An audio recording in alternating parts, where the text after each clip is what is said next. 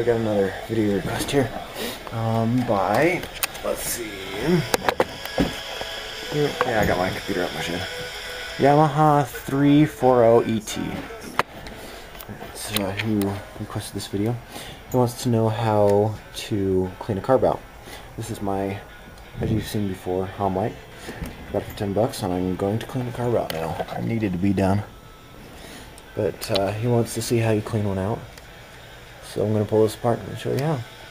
I'm going to get it off now. Quick note for you here. I'm just going to show you how to take this off, because sometimes two-cycle carbs really don't want to come off. I'm going to use this one as a stand because I have a clip-on tripod. It's like a big alligator clip. It's pretty neat. So I'm going to clip you on here, like so. There we go. So I'm going to show you here. Quick trick. Make sure you don't have any gas. I have gas, but hopefully it doesn't spew everywhere. In the summertime it spews. Let me move it back. There we go. Gotta get my tool out of my pocket. Okay. Let's see. Can you see that? Okay, yeah, you can. The first thing you want to try are needle nose pliers.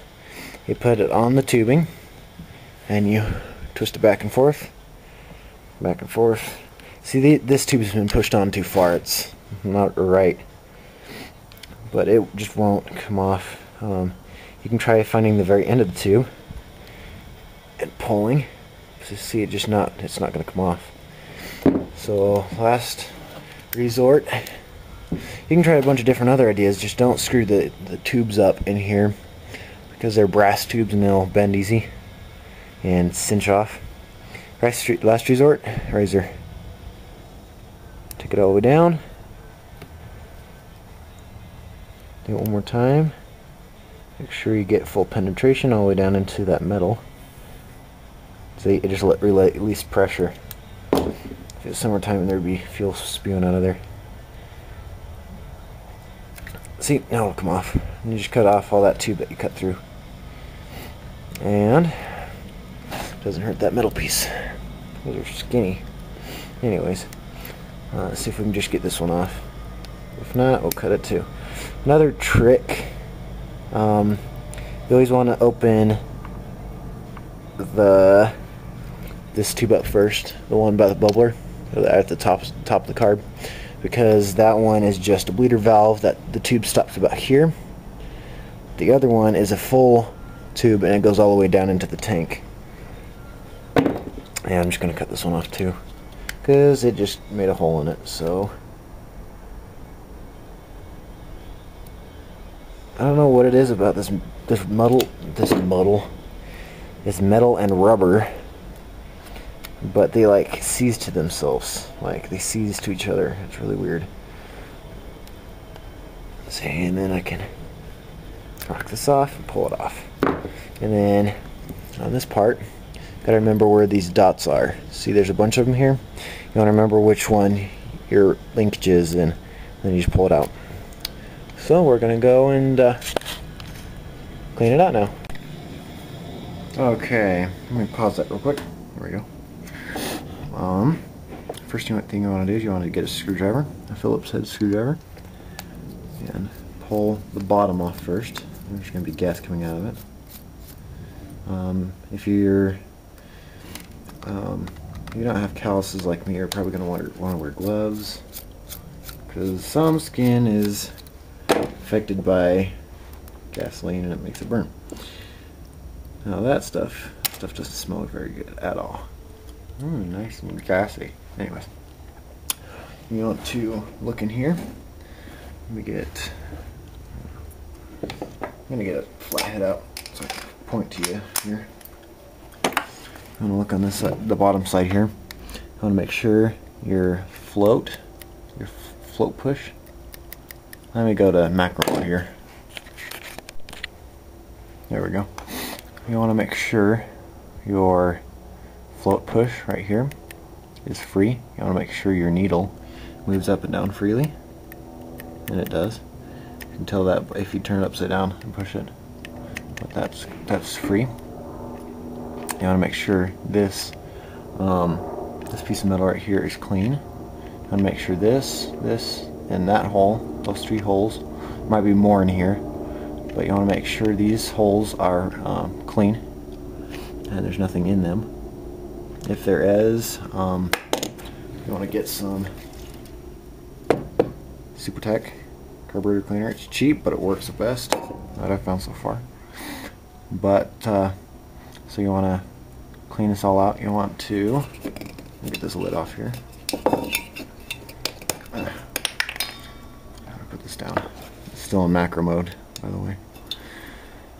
But you want to just make sure everything's clean under here. Now we're going to take the top side off. I've got a flat head this time. I don't know why. Oh, because I was pointing to you, duh. But we're going to take this side off.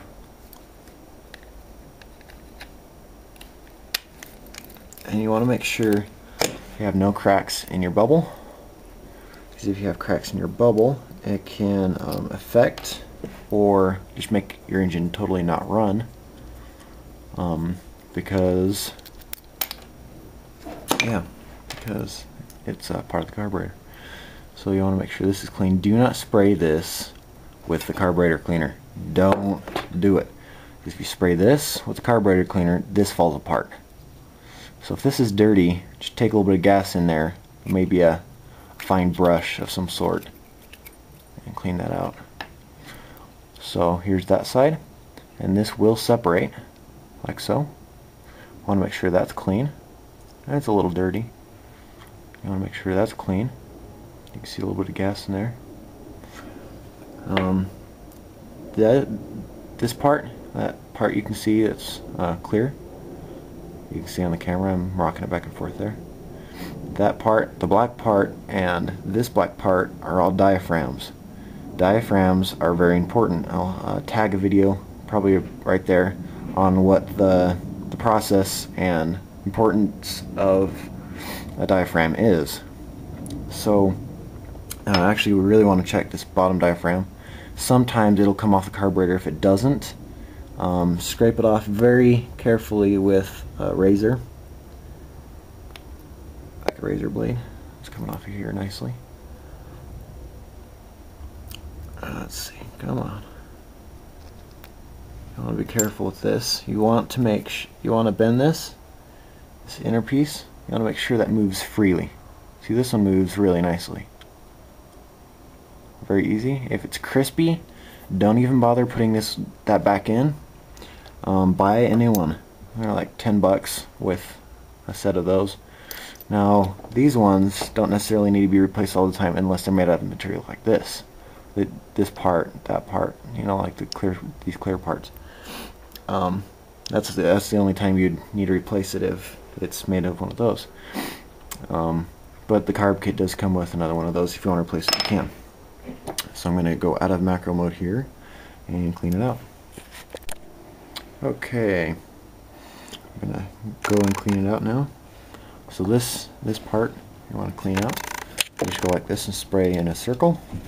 I'm going to do that off like that. You want to put these in an honest to goodness clean place. So I'm going to put them up here. There we go. You're going to take your main diaphragm and clean out on this side. Not on this side, just this side.